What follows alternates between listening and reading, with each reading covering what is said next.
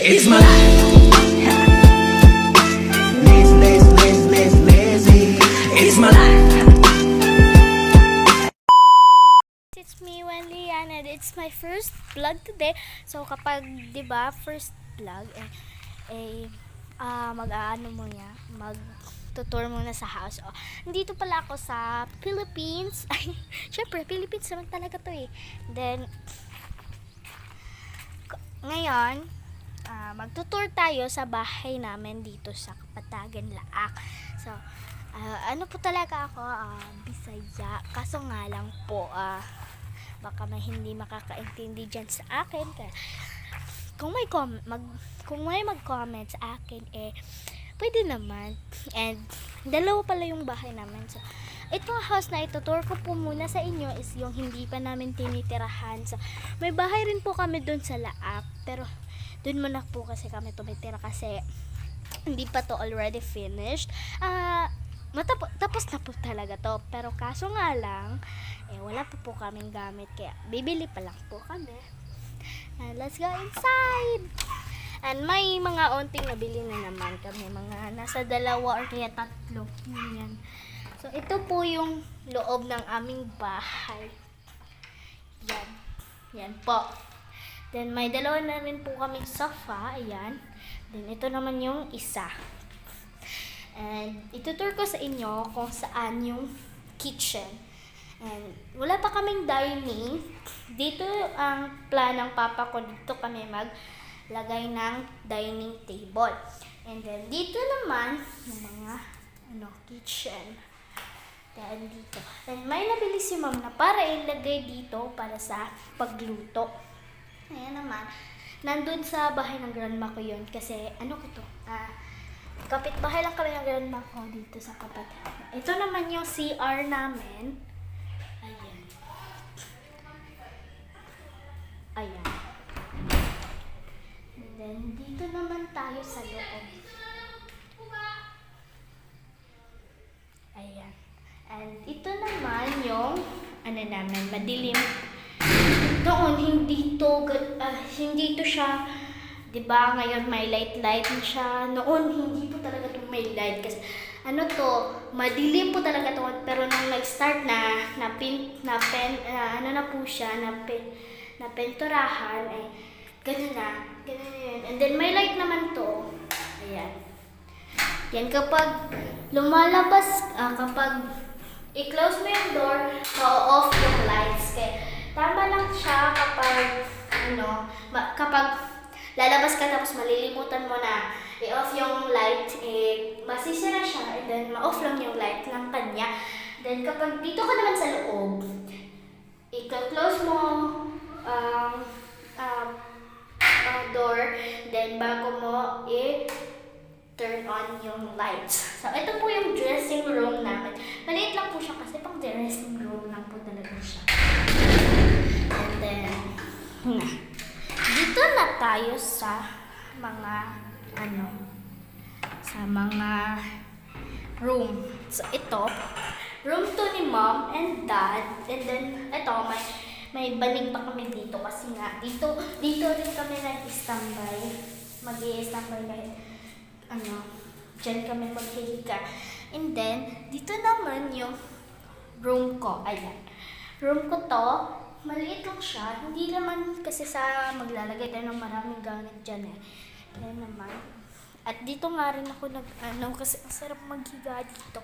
And then, yung titira na kami dito kahit hindi pa tapos yung sa itaas. Kasi, may second floor. Second floor. Oo. At, hindi pa talaga siya nalagyan ng kahit basta ganyan lang talaga.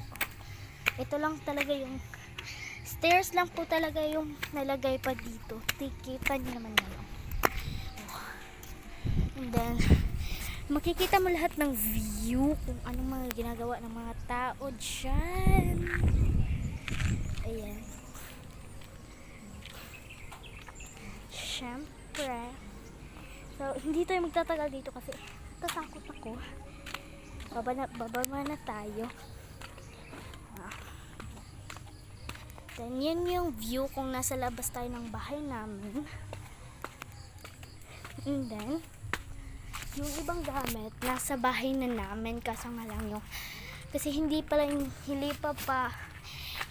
kasi nadadala yun. And then, may isi-share din naman po ako sa inyo. Uupo lang po tayo ha. May ano din po kami, bahay dun sa Laak. And then, hindi naman po siya pang social, pang ano lang po talaga siya, pang mahirap. Tapos, nung naano si Papa na palagi kasi malaki yung sweldo niya and minsan naaabot siya sa swerte. Ayan naman, naisipan ni Mama magpagawa sila ng bahay dito kasi dito rin ako nag-aaral. And then, para hindi na daw ako malayo kung saan ako. And then, sabi ni Papa sa akin, kapag matapos na daw to, lahat, papagawan niya daw kami ng bahay ng isa-isa sa kapatid ko. Para may bahay na daw kami. And for sure, masaya naman ako kasi gagawan niya kami. Para daw hindi kami mag-aaway dito sa bahay na ito. Okay. So, may hayop din kami doon.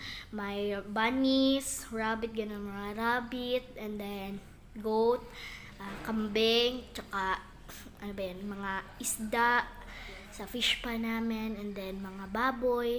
Yung baboy namin, andito lang.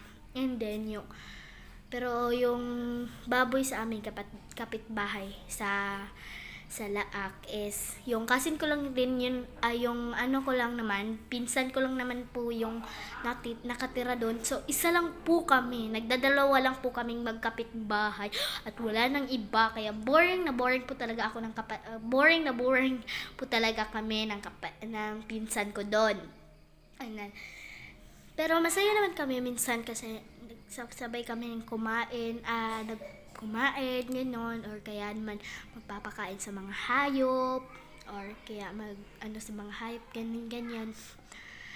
And then, minsan kami din naman sa mga kambing, kasi kasama talaga kami everyday. And then, minsan kapag nag-aaway kami, hindi kami nagbabatian, pero mabilis lang naman kami magbatian pagkatapos nun, kasi ayaw namin na ma-broke yung isa't isa namin na pagsasama. At noon kasi na-realize namin palagi kaming nag-aaway. And then, ngayon, so na-realize namin na mali pala yung ginagawa naming dalawa.